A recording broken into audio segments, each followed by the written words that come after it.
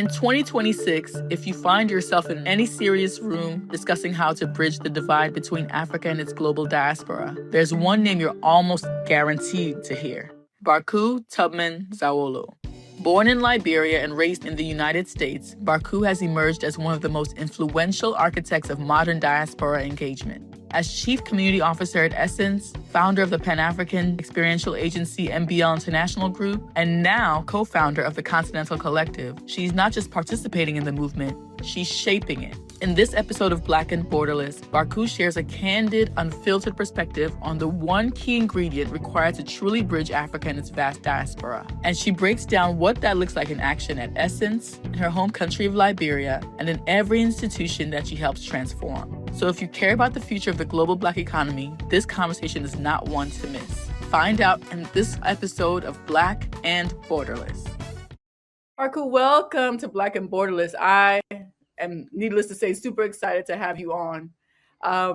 I think we met at Amplify Africa back in September at that conference, and yes, we met each that was other exciting. vendors. Yeah.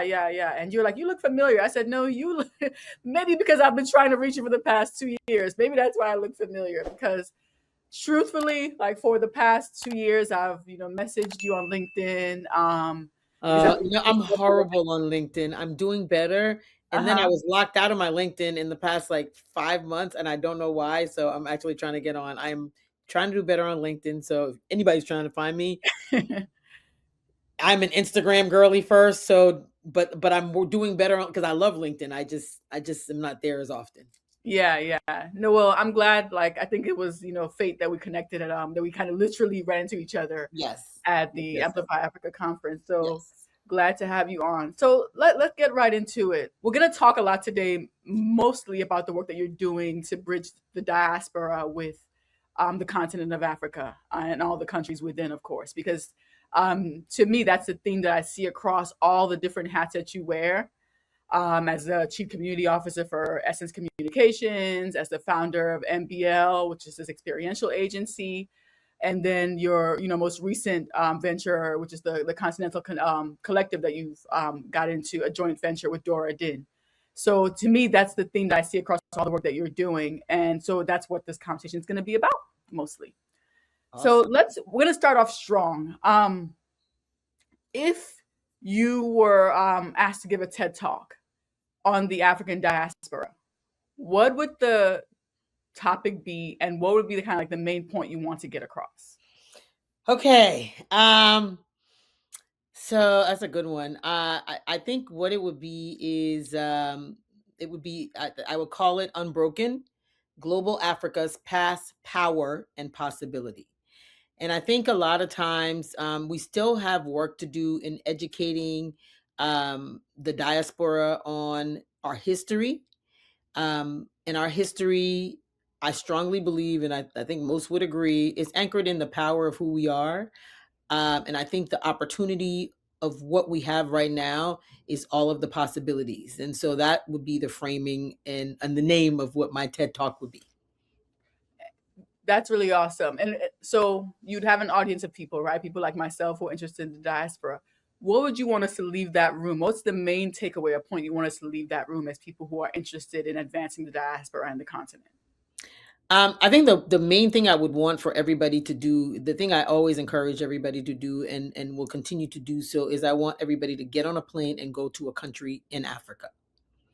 I want people to speak from a place of personal passion that drives the opportunities, the possibilities, and the connections that really will allow us to take the step into the positions that we should be owning and leading.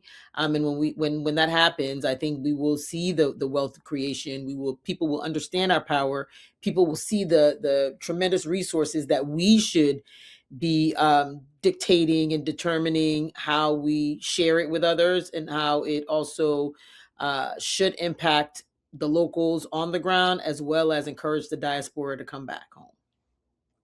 No, that's pretty powerful, and I'm just like imagining that it's almost like the Marcus Garvey vision basically for Africa, right? But I always say that we have that same vision Actually, I wouldn't say with a more commercial, through a more commercial lens, because Marcus Garvey was also pushing for commerce. Yeah, no, the commerce and economic inclusion and economic impact piece is critical, right? I think a lot of times we we don't lead with it, and I think that's part of the problem, right? So we should understand the value of our resources, and I'm talking about everything from commodities to our brain capacities and capabilities that I think we need to really tap into. And if we understand it from a commercialization point, listen, wealth is power. I think if we can really create opportunities for Africans on the continent to generate wealth, I think it changes what leadership starts to look like, right? Because now we will start to hold leaders accountable differently, because we're no longer just striving, right? We understand that we do have a voice and our voice matters, and we can be and should be at these tables. I think it will help us to understand how, for me, diaspora is not one way. It needs to happen both ways, right? So we want the diaspora to engage, but we need to also engage on this side. That's what exposure for me is one of the greatest things that we lack with the people on the continent and in the diaspora, is we're not exposed to the multi-dimensional, multifaceted, Africa is not a monolith, thing that I think we have to do. And so that lack of exposure is what bridges the divide, and that's what we need to focus on. But that commercialization piece, as far as I'm concerned, honestly, needs to be critical. We got to stop wanting to be charity cases. Yeah, yeah, yeah, yeah. I think that's really the new movement and the new wave of Africa's development and diaspora engagement, really. So it's Yeah, it's exciting to hear. exciting. I'm excited about it. I love it. Yeah, yeah, absolutely. So now you have these many roles that you play, many jobs, as I say. First, I think maybe your main role is that you are the chief community officer of Essence Communications. So explain to those watching, what exactly does that mean, and what does a day for a chief communications officer look like at a media house? So I know, right? So my main role, as far as I'm concerned, is the founder and CEO of NBL International Group. um because that is where all of my passions lie, and that's actually through that is how I got connected with Essence, right? Essence was my client. And we do experiential, like I call it impact experiential, because I do things that actually leave an impact, create impact that can be scaled. And then we also do strategic partnerships to bridge the gap, right? Creating cross-border trade, connecting from organizations to individuals, and really helping brands that actually want to expand globally. And that is our focus. And the chief community officer at Essence is also a passion, because it allows me to work with this iconic legacy brand that has been in the Black community for so long, even in Africa. While it was a media magazine that was actually founded by four Black men, by the way, for Black women, because they saw that Black women did not have the representation or a platform that was celebrating them and celebrating and giving them information to the things that they needed. They created this amazing magazine called Essence that has now evolved into an incredible culture hub, tech hub, e-commerce opportunity, that is really global through her, right? The Black woman. And so for someone who really believes in the power that women have, and want to continue to amplify and create a bridge and be a partner to that, Essence was just brilliant in terms of how I got here. And so as chief community officer, one of my roles is actually the diasporic engagement and global expansion. Because when I first started to engage Essence, it's actually they were my clients, and I was actually in Liberia, and we were working in Ghana, and we did the Essence Full Circle Festival, and my team executed that for them. The other thing that sits in my world is the community relations and the government relations. And being in Africa, governments, learning how to deal with governments and how to leverage it for business, and partnerships, is great, because as we execute our different experiences in different cities in the US and abroad, your relationships with these cities and states really matter, because Essence also leads from a place of economic inclusion for Black, the Black community. That is what's in. So while we may do Essence Fest, and it's the Essence Festival of Culture, and we really lean in on making sure we have the Superdome, which is the incredible night series of concerts. The convention center is where we really impart knowledge and partner with the community through connecting them with people they see on TV, or celebrities or influencers, or educators who really can give them the tools and resources, but in a way where it feels like it's one big homecoming family reunion, for the global Black community that lives in the US and those who even fly in. But we anchor in economic inclusion. So from creating a marketplace for God knows how many hundreds of small owned Black owned businesses, to vend in the convention center, where you have thousands and thousands of people coming, and they make their year's revenue in those 3 days, right? We hire thousands of people from the city of New Orleans and around the country to come and participate, in terms of production and all of the things. So like we have programs to even help develop entrepreneurs. We do pitch competitions. So Essence really does lead with economic inclusion as really the pillar for our culture drivers. So culture is currency, but we have to own it. We actually we have to have equity in what we already own. Okay, so that's interesting. So what I'm hearing is that as chief community officer, you kind of have a two-pronged role. One is like to engage with governments here and abroad. Obviously advocating for the interests of Essence and all the work that it does in different markets. And then two is almost like community outreach or community engagement through economic inclusion. So Black businesses, communities, empowering those communities as well. So it's almost like a two-pronged. Yeah, 100%. Right. Like, so we always we believe, one of the things we always say at Essence is mission over money. Right. And so if you think about it, as chief community officer, my responsibility is to lead our relationships and engagement with the communities we engage with. So from even the talent, right? My team leads all of the talent engagement. So the talent that are on our stages, right? Like that, we work with them, we curate them, we get them on the stage, we do all the things that helps to build those relationships as well, that we can then put them in front of our audience, to the government relationships. That's a community we have to connect with, to the people in the community, right, that we need to serve, right? So we always say we're in the service business, and that really is honestly who Essence is. We serve, the Essence brand serves Black women deeply. And what that means is, and globally, and what that means is, you're a woman like myself. You can't serve me if you're not serving everything that matters to me. So from my home to my clothes that I wear, to my children, to my partner, like all of that matters. And so that's the beauty of Essence and its evolution. And we now are even fortunate to sit in as a part of the Sundial Media and Technology Group, which actually, my role also rolls up to, is the home to not only Essence, but now Refinery 29, Mhm. Afropunk, BeautyCon. So it's pretty cool.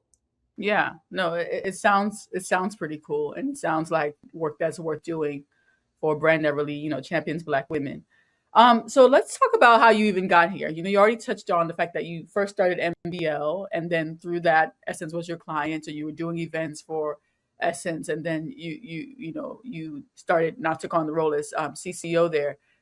How did we get here? Let's rewind back to Okay. Barkue. Let's call it 10 years ago because you're so young, right? I see. That's why I love you. That's actually why I did this, because you get me. So yeah, when you were 10 years old, 10 years ago.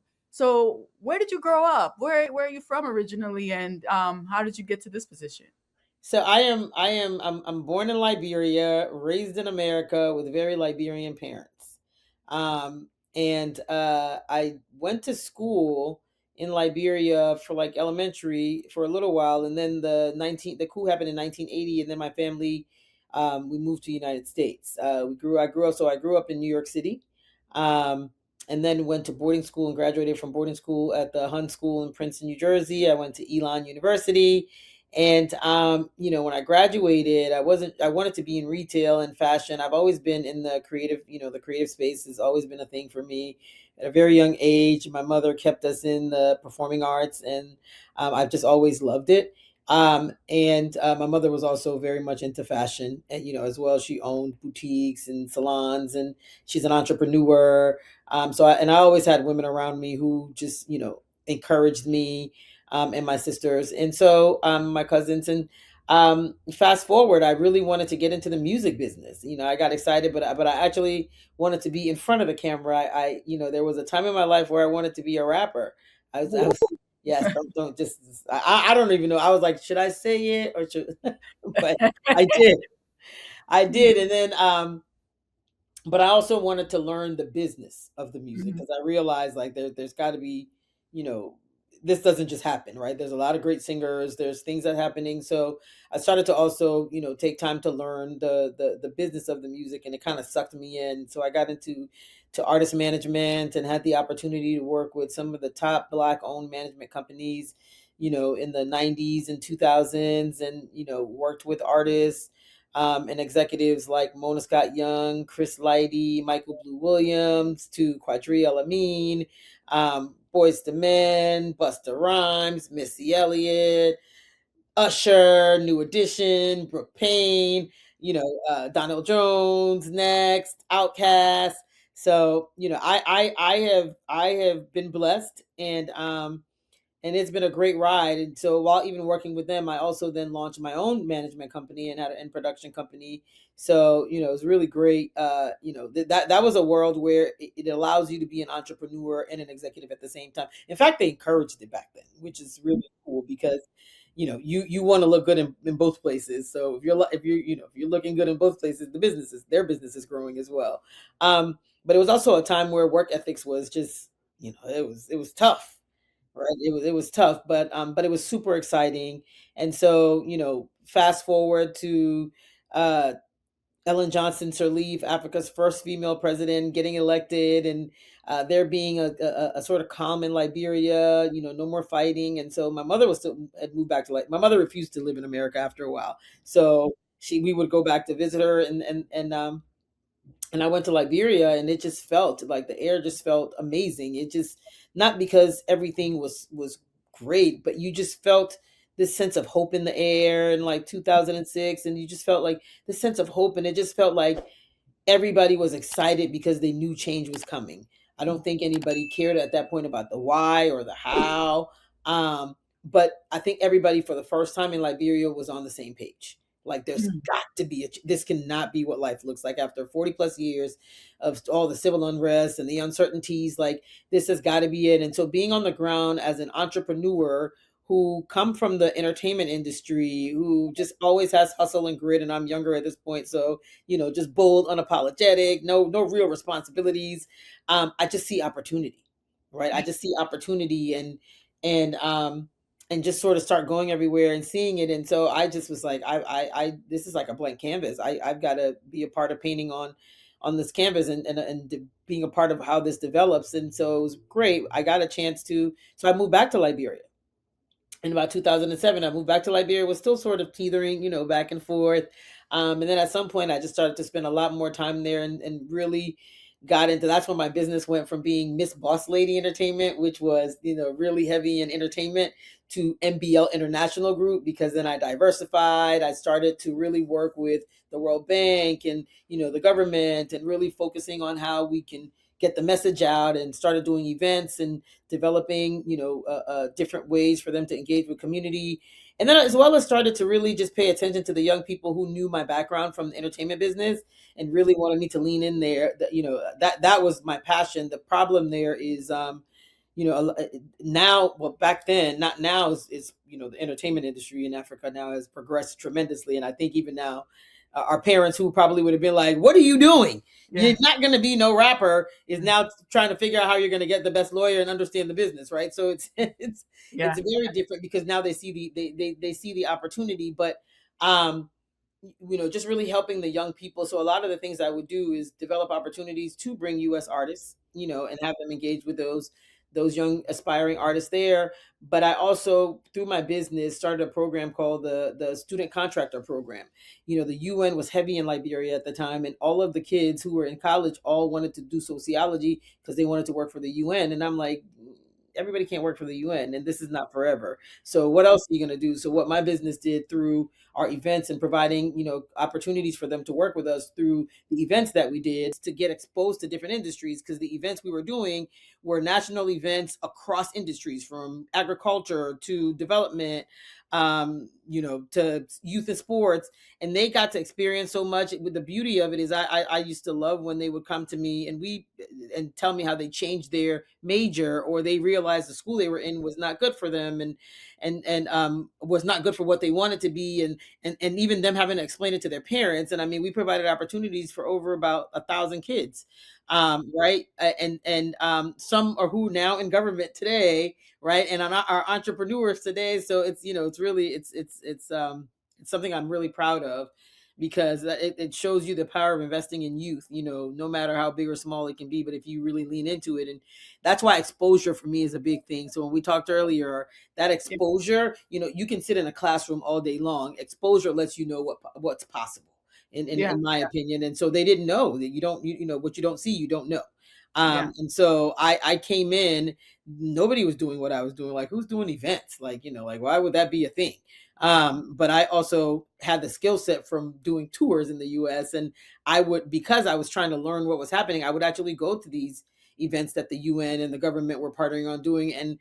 And that's how it all started, from the event side, is officially event side, because I was technically doing it with my artists and booking tours and everything else I was doing. But I would go there and they spent more time on the sound not being right, or all the technical things not working. And I was like, so what's the work? Like, what are we talking about? And I was like, okay, you guys do the work, I'm gonna take care of the logistics. And so it just literally took off from there, because everybody from the National Investment Commission to the United Nations to the World Bank to IFC would start calling on me, and other agencies from the president on down. And so basically I became the agency of record for a lot of those agencies, doing a lot of the national events, and even creating event ideas that would actually help to market some of their their programs and platforms as well. And you were focused at that time exclusively on the Liberia market. I was focused. Yep. That was the time. And then recognized that I had to start treating ECOWAS as a country, because Liberia is so small. Yeah. Right? Liberia is so small. It's all of West Africa. Yes. So I was like, okay, I'm gonna treat ECOWAS like it's the United States of America. ECOWAS is gonna be my United States of Africa, because it's easy. It's it was right there. Now, granted, it's logistically difficult to get to, or super expensive. Which I'm excited about some new announcements where they're gonna really decrease taxes, which is gonna cut a lot of the airfares to allow better movement and trade within the ECOWAS region, the West African region. So that's exciting. But then I just really understood. And then what I wanted to do was also take and I opened businesses in Liberia too. I had a cafe, but I wanted the cafe to be where people connected, right? So it was where the people wanting to move back to Liberia, or the diaspora that was there, could connect, for business, you know, uh, community, and honestly, just to have a good time and taste some good food. So we had it set up like, if you think of like a FedEx, Kinko's setup. So it would be, we had computers, because a lot of people didn't have computers to fill out forms that they needed to do or print stuff. So we had the printing thing, and then we had the cafe, and so we would host events there. And I would even host things for like the children, because there are no movie theaters. And so I would host things like, sometimes on Saturdays we would host theaters. So I like to create solutions, and also be a part of the progress. So my cafe that was called Peace Cafe, Peace Cafe Yebo, was where we really just created an opportunity for entrepreneurs and business leaders, and anybody for that matter, to come and create opportunities to connect, grow, and scale whatever they were doing. And then we had of course I had MBL, and then of course the Capitol Room, which was a wine and a cigar bar that really my husband opened. And so we just serial entrepreneurs. Yeah. No, you're definitely an entrepreneur through and through. Like, you've came up with just like you said, you're a solution finder, right? You see a problem, you find a way to not only solve the problem, but actually generate income from the problem that you're trying to solve. So that's for sure. So now, before we kind of go forward, so to kind of recap, you moved, born in Liberia, moved here with your parents. And then, so at what age did you move here? And then at what age did you go back, if you don't mind me asking? So I kind So of get a, when we moved here, I was about 8 years old, and then when I went back, I was in my early 30s. oh, okay. So this was like a while, like a huge gap in But time. I would. There was a period where I would go back and forth. So I was in Liberia for summers, and Christmases, and then there was a point where the war got really bad, right? And so even my mom moved back for a little while before she went back, and then just never went back. It was so interesting because there was a time where I got a tattoo on my back with the map of Africa and a star where Liberia is a horrible tattoo, by the way. Like everybody teases me. I forget it's there, but the reason I bring it up is because the war was so bad, and I didn't think we, I don't, I didn't. I, there was a point where I never thought I would ever go back to Liberia, right? And so to not only go back to Liberia, but to really just invest in Liberia, build businesses in Liberia. I still have a home and a not for profit, called the Boss Lady Effect, where we're providing resources and tools for young Liberian girls to build legacy. Our flagship program is called I Am Legacy. We remind them that legacy starts with them. And I am it's the tattoo is a reminder of never cross anything out. In fact, I need to figure out how to get rid of it, but At least it's on your back, so you don't have to look yeah, at it every I day. forget about it most of Yeah, the time. But that's that was so. my relationship with Liberia was really at that point. It was like, yeah, no, it's disappointed me and people so much that you know what, but God had different plans. So here we Yeah. are. So you go back when there's this like there's a world of possibilities in Liberia, right? Madam Ellen Johnson Sirleaf has become president, so there's this new sense of hope there.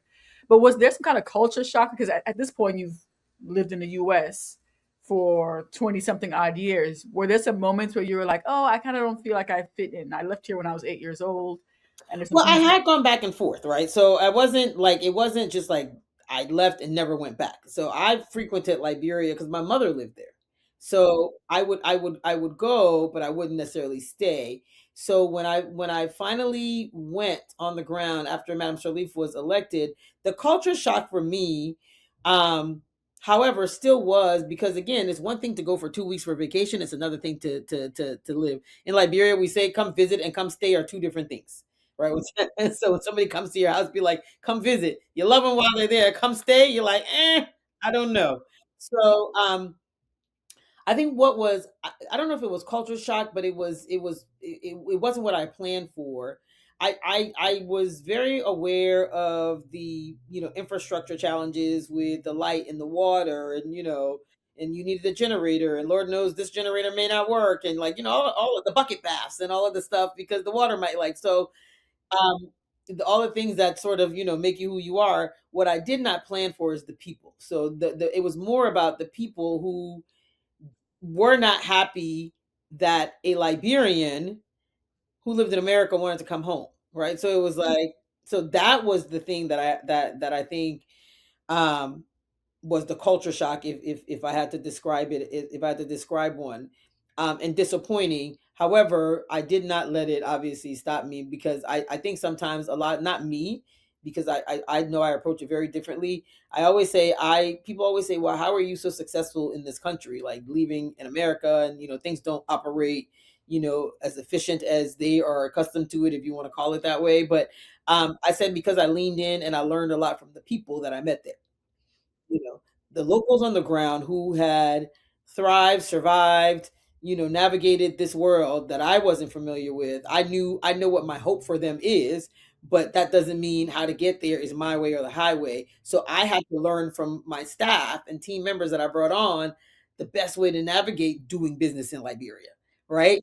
And then we can be a part of how we want to change it, evolve it, but you can't come and want to change something you don't understand, right? And then also not tap into the locals who actually have the knowledge and are great partners to actually bring on anything you do. So my success was when I actually tapped into the locals and I got to understand them. So it allowed me to actually navigate, whatever, resistance or anything that a local may have, or people say, well, why is she coming from America? Mhm. So I really went out of my way to be partners in progress with them versus thinking I'm better than them. Yeah, and I think that's like a resounding, like that's resounding feedback I get from almost everyone I've talked to who's lived in the diaspora for a while and goes back. It's like, no, don't come in there as in, I'm come here to fix things. You have to kind of learn from the locals, because although you were probably born there, you haven't been there in a while. You Yeah, haven't lived there as an adult. Like correct. you haven't experienced Liberia as an adult, so you have Yeah. to kind of, be humble enough, and open enough to learning from people. Now let's fast forward now. So yes, you were in Liberia. You started all these businesses during this kind of Renaissance period in Liberia, if you will. And then you eventually moved back to the U.S. at some point, right? But you still continue doing work with MBL. And then eventually you start, doing work with Essence directly, not as a client, but directly with the organization. So let's talk about when you actually um, start working with Essence and you're doing MBL work and you're back in the US. I think if we don't talk about this, I think we'd be kind of remiss not to talk about this particular point, which is that there's so much tension, I think, when navigating the diaspora and the different factions of the diaspora, right? Because it's incredibly diverse, just like the continent of Africa, right? You have, you know, African immigrants who live in the West, who were born like you and me, who were maybe born there or have, can remember a time when they lived in Africa and then they moved here. You have those who have lived in the West for multiple generations, so who are descendants of, people who were forced to migrate here, enslaved people. How do you navigate all those different factors of the diaspora? Because there is tension there that we can't ignore, right, between African Americans and African immigrants. It, How do it, you in your work navigate that? it is, but listen, I'm proudly Liberian, right? And I always say I am who I am because Liberia and America play such critical roles in my upbringing, and all of the goodness from those two places make me who I am today. I think the biggest thing that I always say and that we do, even from a business perspective, is we talked about it earlier, the lack of exposure, the lack of education, right? We what you don't know, you fight, right? And so I think, and it's not even an Africa thing, which is the sad thing. It's just a Black thing, right? Black is not a monolith. There's so many different sides of us. First of all, for me, I personally, it's heartbreaking, right? Because as someone who really intentionally does work to bridge, that gap, um, it's heartbreaking because it's like looking at your sister, and your sister, because she doesn't understand certain thing, says things about you, without understanding the value that you bring and the value that you all collectively have and the strength that you all collectively have. So I think what we continue to do is try to tell stories, so the community understands. We understand that but I think blacks in America are navigating so much that it's always easy to come after your own, right? Because what we're not going to do is fight back. What we are going to do is love on and do our best to educate so we can work together, right? Because that's going to be the thing for us. And that for me is like, when I say diasporic engagement, or how we tell stories and making sure that, we show things in Paris with what Black people are going through. We just did Community Compass. It's actually an initiative I launched at Essence. It's called Community Compass, is, where we take the pulse of the community in a more intimate, curated session where you can talk to people, you listen, you learn, you love on, and you celebrate. Gives you the information so we learn how to serve that community.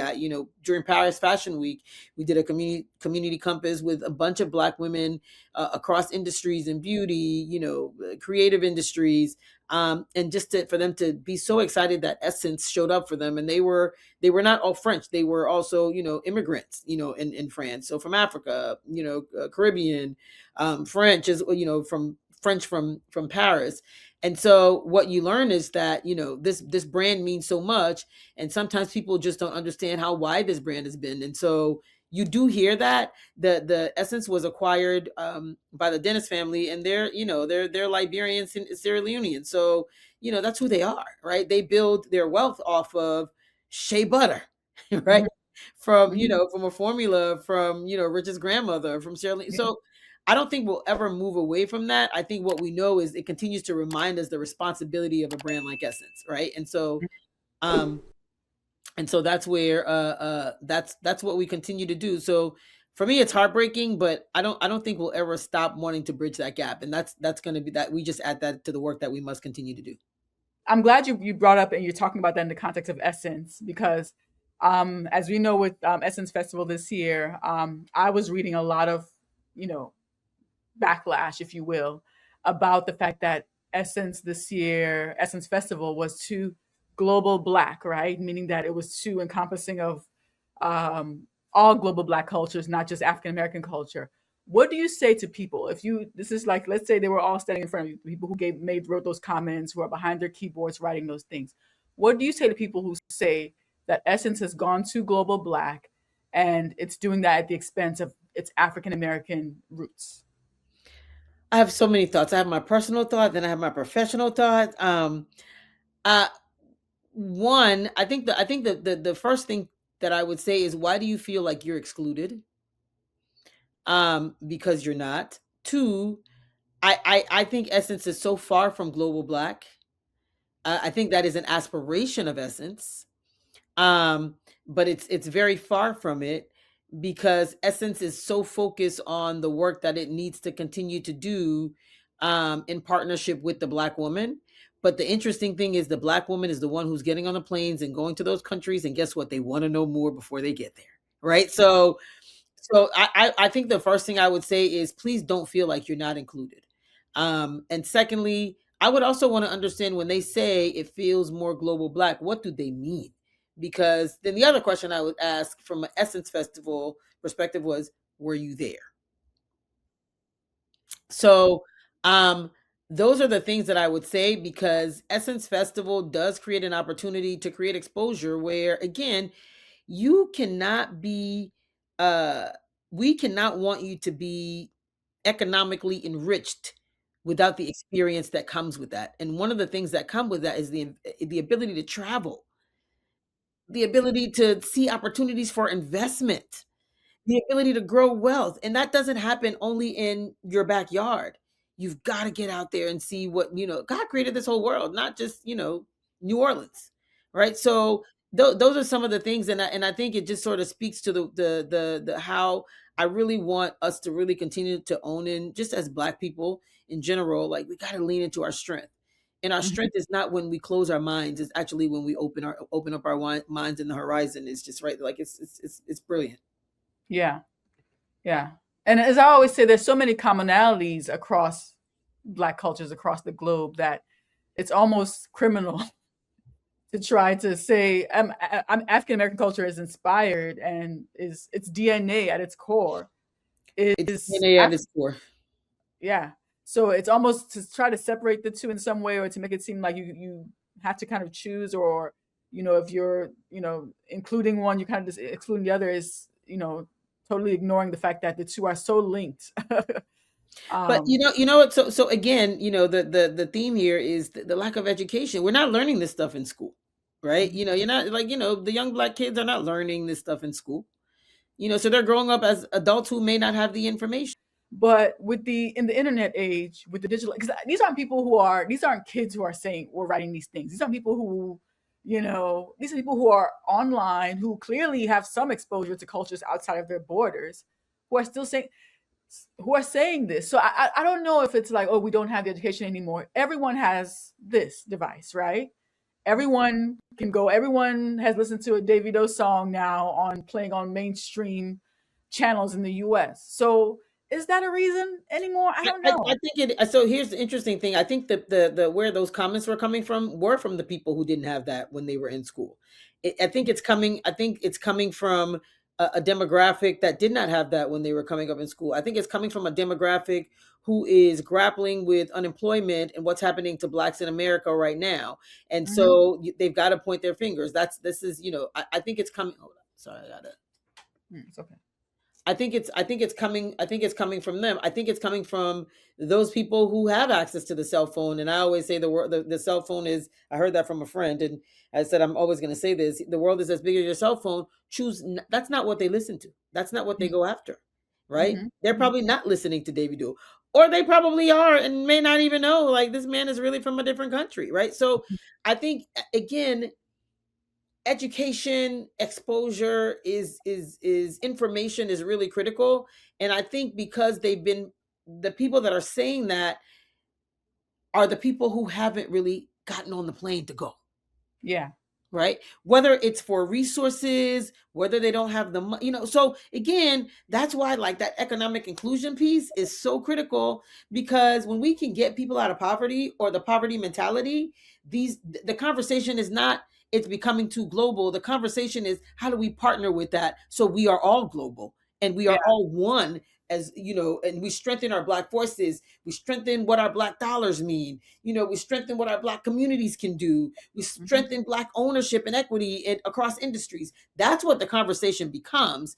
But Mm-hmm. if they've never seen it or never been exposed to it, this is the conversation, because they probably honestly maybe feel left out. Yeah. Yeah. Yeah. Yeah.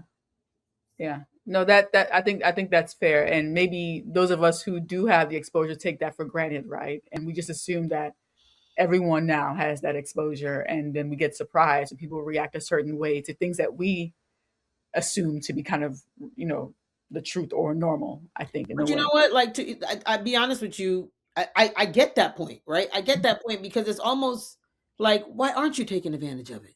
Mm-hmm. It is right here, Mm-hmm. right? Hmm. So you take it for granted, but you also like, you're like, in my mind, like, I expect it. Of course, you should know that, right? Yeah. Of course, Yeah. you should know, the kings and queens and your heritage and your tradition. But Hmm.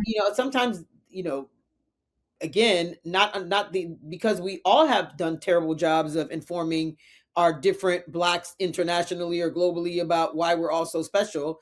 Yeah. You don't know. Yeah. You don't know. Yeah. So let's switch gears a little bit. We've talked about that a lot, and I want to just talk about, something really cool, I think, and really interesting that you did recently. So back in November, you attended Lagos Fashion Week, and you wrote this on Instagram. You said, every corner of Lagos hums with creativity and possibility, where art meets ambition and global Africa's future comes alive. What do you think is driving this cultural and creative renaissance that you witnessed in Lagos and in Nigeria more broadly? Um, Social media, Mm-hmm. right? Africa's creativity is not new, right? We have been hip hop music. If you really know where, I mean, the drum beats, like it's all Africa. I think now Africa is finally like, okay, we're gonna show you all what we can do in their platforms and ways to have people engage with it. So I think it's driving one because it's proving to be economically delivering economically, across the board for the countries. Like like the Davy Does of the world are encouraging people to get on a plane and come to Nigeria. That's an economic driver. It's once you're on the ground, you're going to spend money with the locals. You're going to spend money with the businesses. You're going to go shopping, right? The fashion designs, people are investing more in the creative economy. They are being smart about how they amplify these messages. They're being smart about how they connect with global culture and global markets. Yeah. And so I think it's being driven because the world and our governments, the African governments are now seeing it as a path Yeah. to wealth, as a path to poverty reduction, and as a path to youth empowerment. Yeah. Yeah. Yeah. I think that's key. Yes, like social media for sure. But I think that that's another really big shift that people don't talk about enough is the mindset, the change in mindset of African governments and seeing that, oh, wait, attracting, diasporans to come in, it's profitable.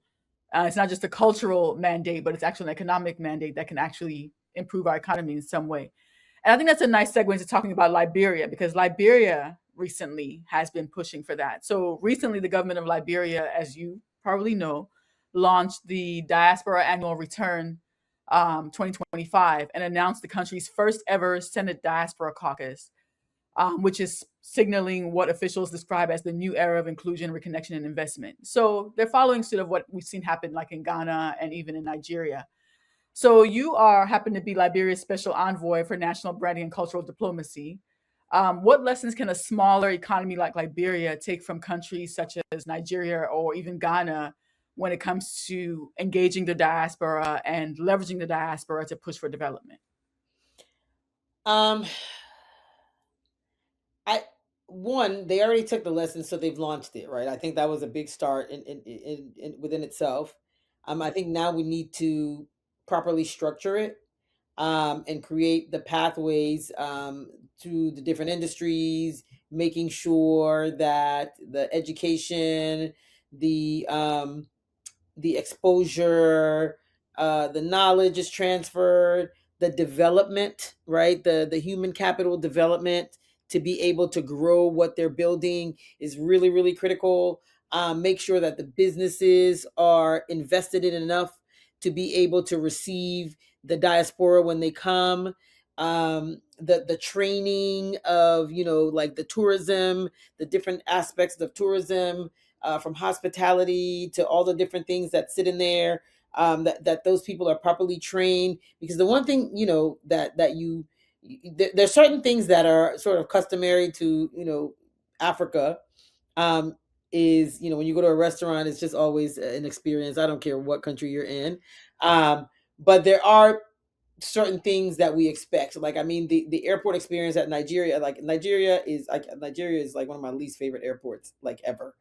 um, but it's gotten better, right? I landed the other day and I was like, oh, okay, this is better. All we can hope for is progress, right? Senegal, brand new airport. Sierra Leone, new airport. But it's not just about the building, it's got to be about the people, right? So are we investing in the training of the people? Are we incentivizing them enough so they care enough? And that's what I think that needs to happen, because I think you see that in Nigeria. Nigerians are educated. Like, they don't, Naija know they carry less. Like, no, hey, no, I have so many Nigerian friends, and I mean, all brilliant, right? All brilliant, doing incredible things. So one of the things that I really want is for Liberia, to take a page out of, Nigeria's hat. I love the Minister of Creative Economy. I think she gets it, right? And of Nigeria, and Hanatu, and minister, and I know she gets it from the way she dresses. That speaks to, the class, the fashion that you can get in Nigeria. And by the way, it's like classy, traditional. Like, she's just brilliant. And then the smarts in terms of putting the right people around her that were already veterans, insightful in developing the different aspects of the industries that sit within the creative economy. And of course, everybody has their own people. Politics is politics. But, Mhm. from some of what I know, she has some incredible people, that really has and would have leaned into this, whether they have these jobs or not, which is what makes it Mhm. very special. Yeah. I'm sure it's all political, but it was smart. She has the right people. They're doing the right things. They're supporting the Liberia culture and creative economy Mhm. locally and globally. They Mhm. they are being very innovative, Yeah. and that's what I would love for Liberia to really do, is Mhm. understand, how do we put the right team together to be Yeah. able to build this out. Ghana had the Office of the Year Return. Mhm. They evolved it to beyond the return, and now I think there's a new one that, President Mahama had come.